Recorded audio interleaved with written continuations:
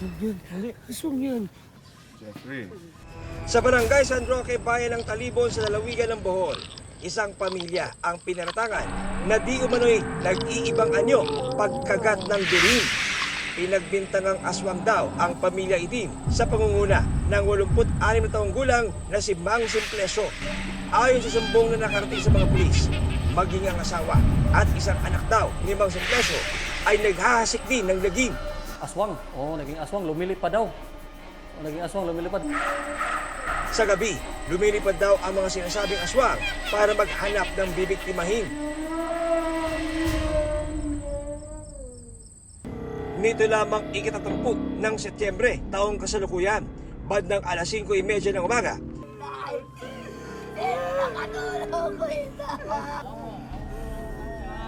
Isang kagimbal-gimbal na tagpo ang nakita ng ilang residente na tumambad sa bakuran ng pamilya Itim sa barangay San Roque. Isang matanda ang nakahandusay at wala ng buhay.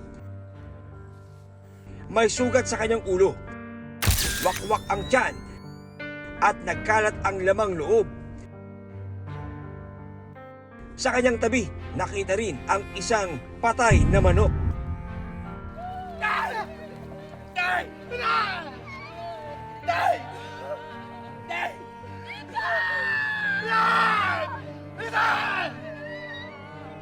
Diyos ko mo, bakit ginawa na ito? Pumunta kaagad kami. At tapos, doon namin nadatnan, sir, yung bangkay ng isang tao.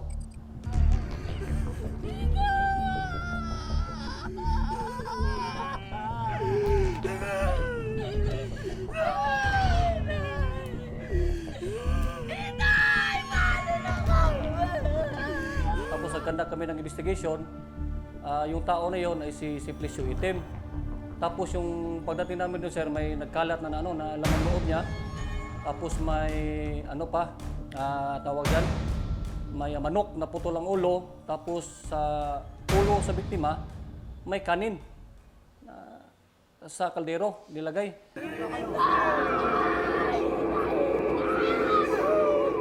Sa autopsy report ng Talibon Police, lumabas na nagtamo ng sugat sa ulo si Mang Simplesio mula sa isang matalim na bagay.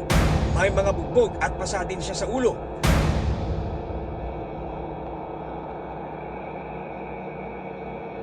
Kahindig-hindig ang pagpatay sa matanda.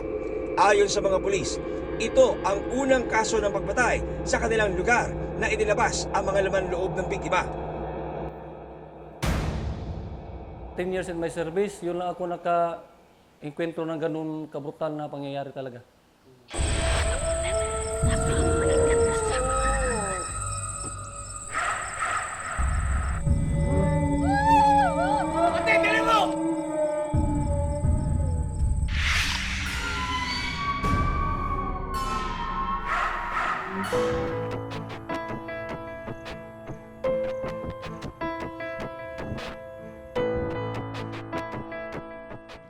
Taliwas sa paratang na nakarating sa pulisya, walang katotohanan na isang aswang si Mang Simplesio at ang kanyang pamilya ayon sa kanyang mga kaanak. Mabait at wala raw kaaway ang matanda. Pabutihan ng tatay ko sir. Fiskis masih matanda na, wala nang Kasi lahat na tao dito sir, kung ano na kasama, mabait niya papa ko. Hindi na. Sige na. Gusto na kayo, kaya na tayo. May 6 na anak si Mang Simplesio. Lahat sila ay binuhay niya sa pagsasaka. Kumain ka na, Jeffrey, ha? Samahan mo kami. Tikman muna, masarap yan. Gulay. Oo, kuan sir. Kasi may palayan may baka sa wala. May bakahan sa una kuan. Hindi naman niya kabaw. So pagtatanim po ng palay. Oo, tanim pala.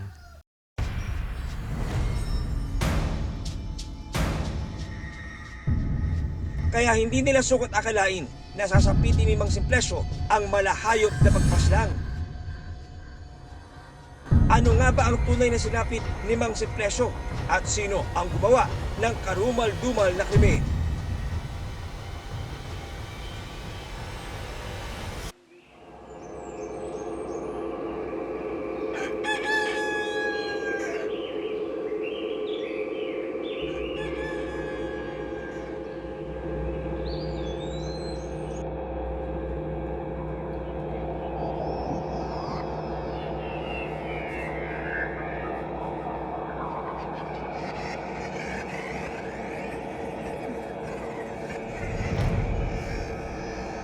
Huwag Ginoo sang gabi.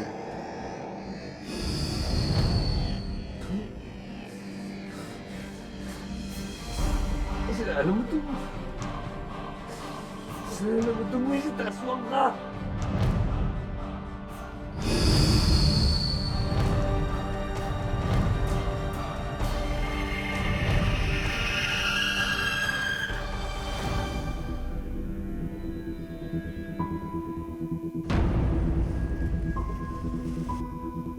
Ayon sa anak ni Mang Simplesio na si Rinaldo, bukang liwayway ng ika-30 ng Setyembre taong kasalukuyan, napansin niyang kakaiba ang ikinilos ng isang lalaki. Nang mga panahong yun, tila balisa raw ito at nandirisik ang kanyang mga mata.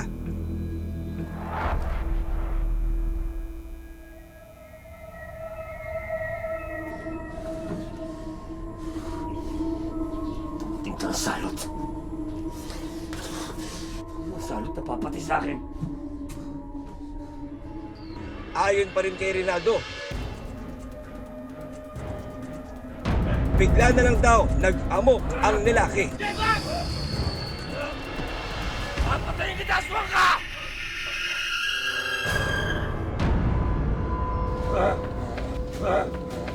Jeffrey, what? Bumalik ka rito! Patay ka rin mo!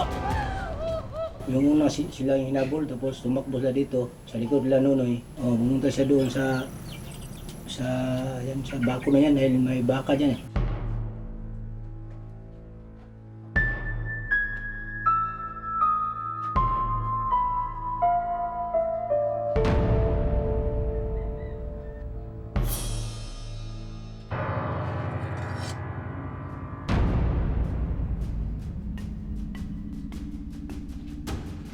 Kumuha ito ng itak, bulok.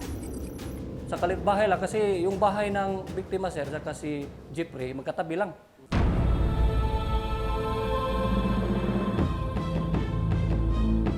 Nakaligtas si Rinaldo sa bantang pananaga ng suspect.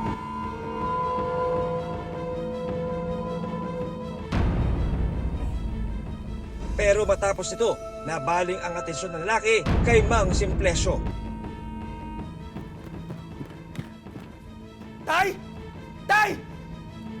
Tay, si Jeffrey may dalang itak pumasok sa loob ng bahay, Tay! May nakita sir, yung anak ni Simplicio sir, anak ng biktima. Siya nakita talaga, parang wala na sa pag-iisip. Ay, mabait yan si Jeffrey. Hindi ako gagalawin yan. Tay!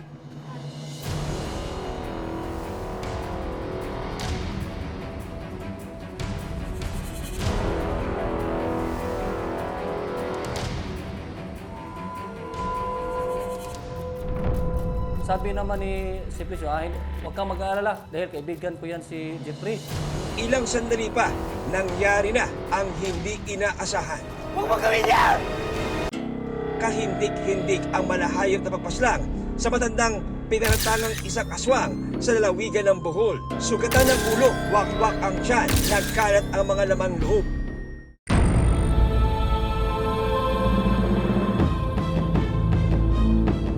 Nakaligtas si Rinaldo sa pananaga ng suspect.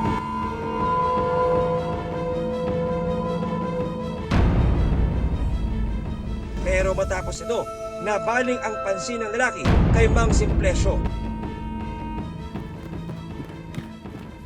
Tay! Tay! Tay, si Jeffrey may dalang itak pumasok sa loob ng bahay, Tay! May nakita sir, yung anak ni Simplicio sir, anak ng biktima. Siya nakita talaga, parang wala na sa pag-iisip. Ay, mabait yan si Jeffrey. Hindi ako gagalawin yan. Tay!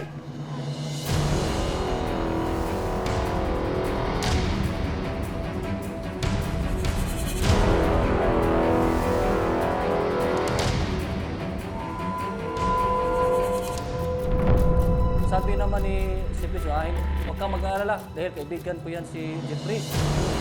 Ilang sandali pa, nangyari na ang hindi inaasahan. Jeff! Jeffrey!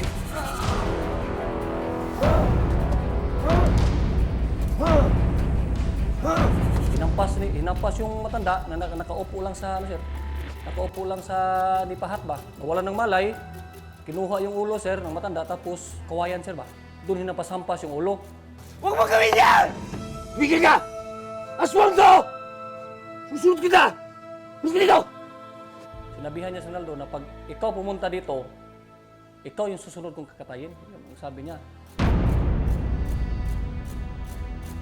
Tapos, kinalagkad yung matanda, few meters away doon sa inupuan niya.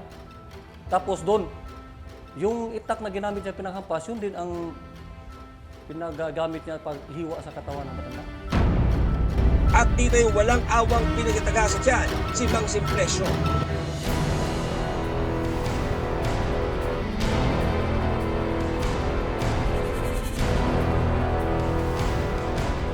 Inilabas din ng suspect ang mga laman loob ni Mang Simplicio at ikinalat sa debuhan. Sa salaysay pa rin ng saksi si Rinaldo. Siga ang mata. Talagang nakakatakot. Tapos habak ng pag lumapit, huwag kayong lalapit, sasama kita. Pagkatapos ng tila pagkatay na parang hayop kay Mang Simplicio, naghanap ng manok ang suspect at ginilitan ito sa liig. Umikot ng bahay namin, nakita nung manok na pangsabong, pinugutan ng liyaw, ilagay ng tawan ng papa ko yung nakapatay na. Ibinuhos sa katawan ni Mang Simplicio ang dugo ng manok at sa paglalarawan ni Rinaldo, tila sinapian daw ng demonyo ang suspect.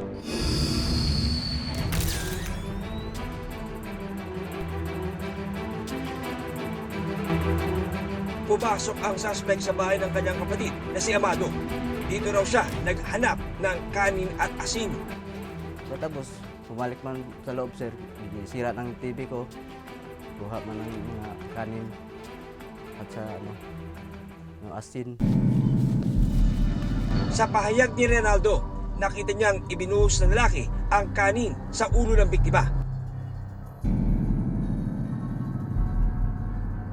Sunod nitong pinagdiskitahan ang atay ni Simplicio at binutburan niya ito ng asin. Katapos, atay ng papa ko, lagyan ng asin.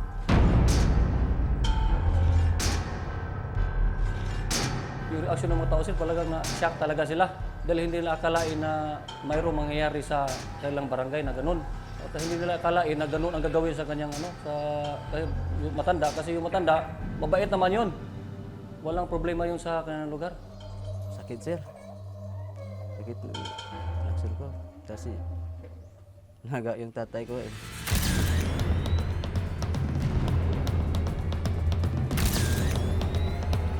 Matapos ito, mabilis na tumakas ang lalaki. Ano nga ba ang kaugnayan ng suspect sa pamilya Itim? Mapanagot kaya siya sa karumal-dumal na krimen?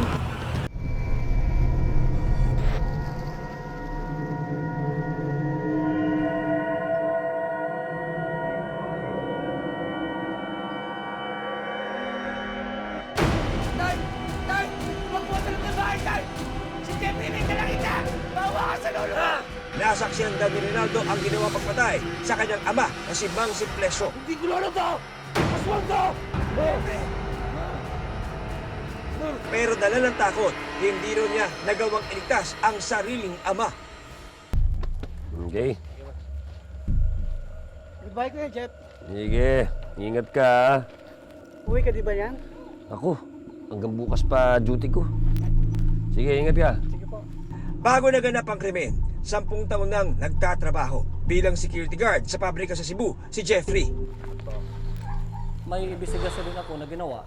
Kaming dalawa, sabi niya na previous years ata, 2012, 13, 14, doon siya nagtatrabaho sa Cebu City bilang security guard. Pag maka-feel siya na parang yung katawan niya hindi na kaya mag-duty, bumabanat siya na shabu. Ayon sa kagawad ng Barangay San Roque, ito ang dahilan kung bakit madalas na nawawala sa sarili si Jeffrey. Nung dati, sa high school pa siya, wala namang problema. Mabait naman yung nabata. Pero nung na siya, nagwardiya dun sa Cebu, dito na may sabi ng mga relatives niya para daw na nalung na sa masamang droga. Nagkatag-shabu yan siya.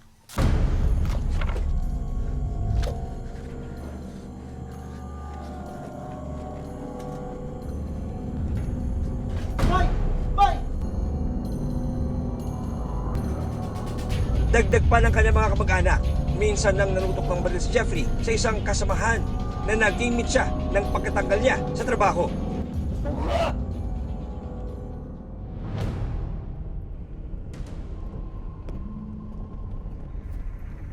Hanggang sa magpasya ang kanyang pamilya na iuwi na lang siya sa Bohol noong nakarang taon.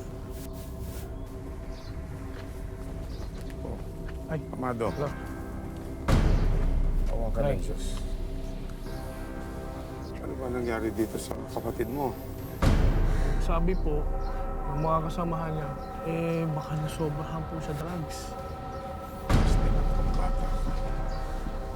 Mabuti na rin inuwi mo. Baka dito bumalik siya sa dati. Jeffrey.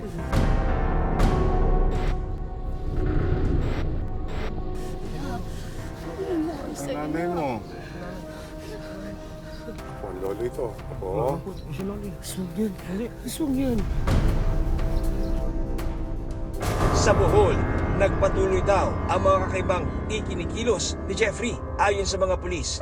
Nobyembre taong 2015. Yung mag-ina, nagkasakay ng motorsiklo, pinara niya, tapos puminto naman. Tapos, inampas niya sa lupa. Tapos, piyat-piyatyakan. Agad natakip si Jeffrey dahil sa pangyayari. Sinampahan siya ng kasong direct assault at paglabag sa Republic Act 7610 o Anti-Child Abuse Act.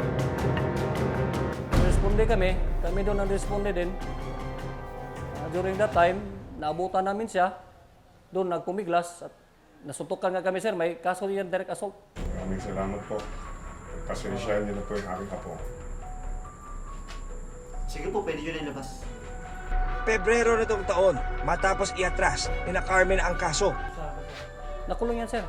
Ano lang, naseto lang kasi yung ina ng biktima, kamag-anak din niya.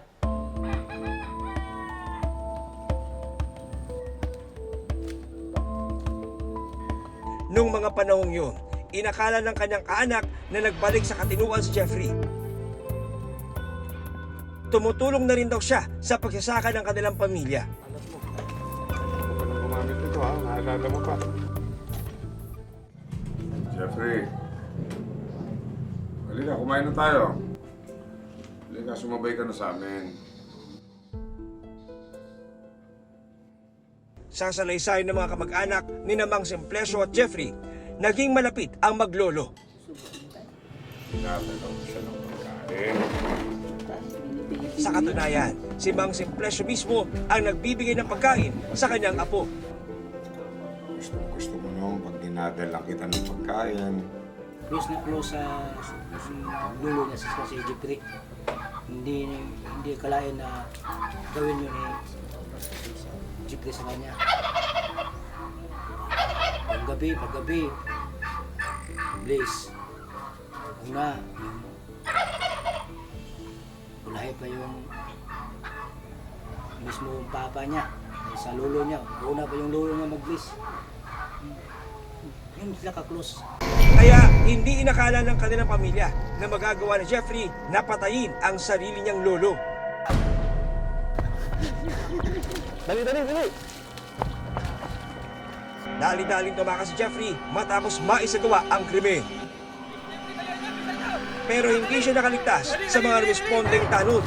Natakip si Jeffrey at mabilis na kinuyog ng taong bayan.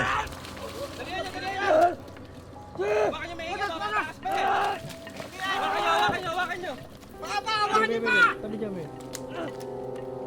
Hawakan nyo maigit!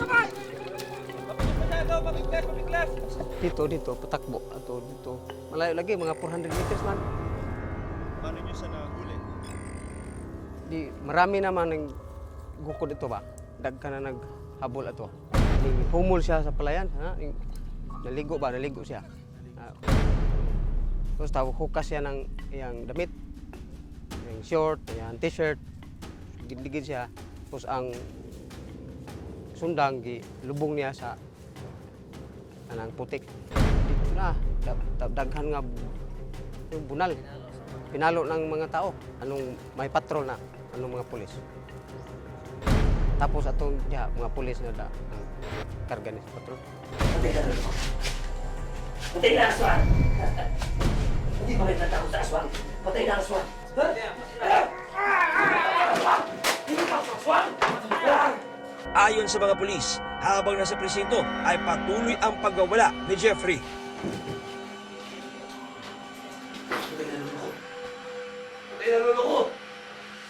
Wala na aswang! Ano ang magiging pahayag ni Jeffrey sa ginawa niyang pagpaslang sa sariling lolo?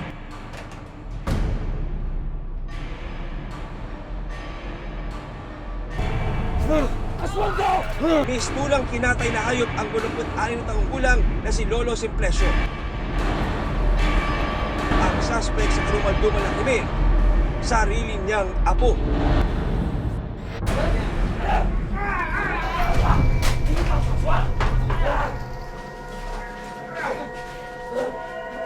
Si Jeffrey pala ang mismo nagparatang na aswang ang kanyang lolo kaya niya nagawa ang krimen. Patay na lolo ko! Wala na aswang!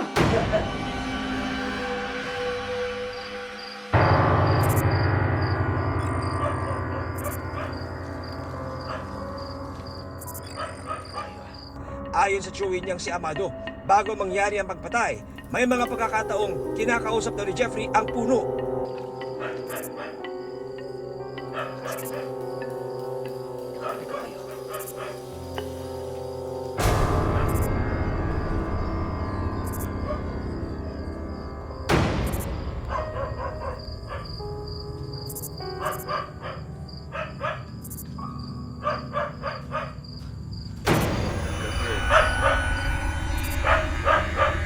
Ginagawa mo dyan? Lapit sa akin! Aswang ka!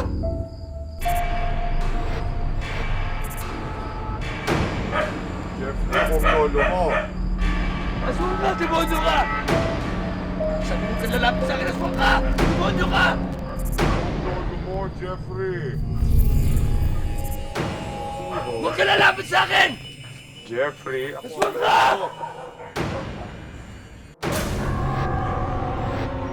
Yung unang punteriya niya, sir, yung nanay niya, nakatakbo.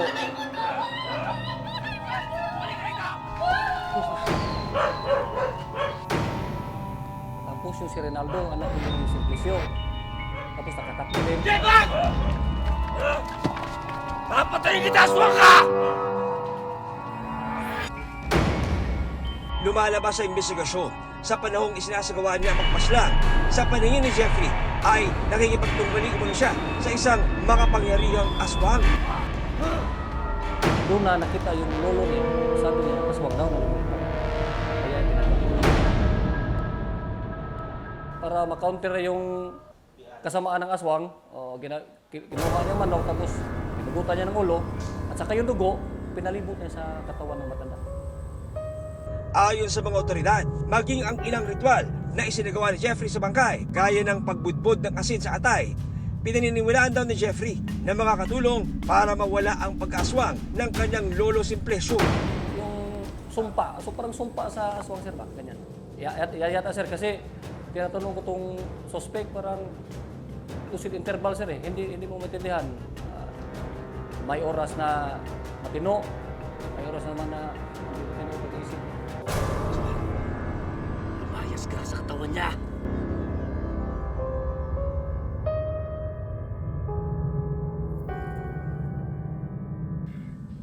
Kami na, sir, kailangan talaga ipatingin sa psychiatrist o psychologist kasi hindi kami competent authority na magsabi na may diferensya sa pag-iisip talaga siya. So ngayon, sir, For the meantime, naghihintay lang kami sa commitment order ng korte na ilipat na ito sa BJP. Doon na siguro sir ang further treatment ng tao to o anong gagawin natin. Pwede ba ito sa mental hospital.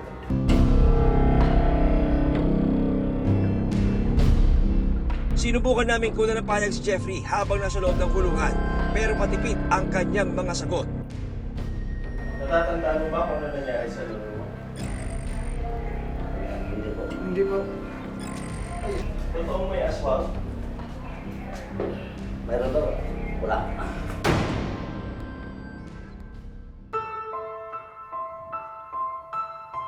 Masakit para sa pamilya Itim na sarili nilang kaanak ang bumawi sa buhay ni Mang Simplesio.